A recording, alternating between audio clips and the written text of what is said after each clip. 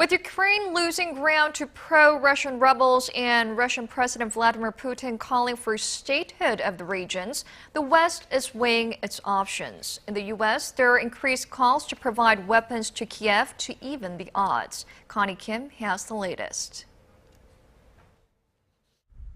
There are increased calls among U.S. politicians to begin arming Ukraine in its fight against what they're calling a Russian invasion.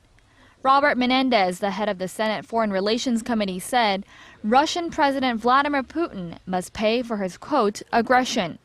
Speaking to CNN, the Democrat said Washington should provide Ukrainians with weapons to defend themselves. Senator John McCain echoed the sentiment and said Putin is trying to restore the Russian Empire. He called for stronger sanctions on Moscow. The comments out of the U.S. came after Putin called for the statehood of eastern and southern Ukraine. Substantive, meaningful talks concerning not only technical issues but also related to the issues of the society's political organization and statehood in southeastern Ukraine should begin immediately in order to protect legitimate interests of people living there.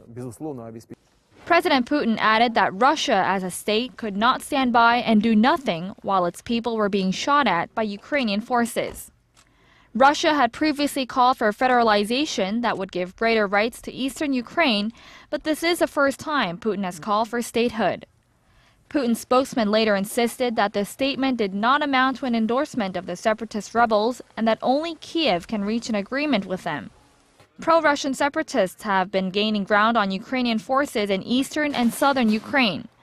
The conflict erupted in April following Russia's annexation of Crimea the previous month. Connie Kim, Arirang News.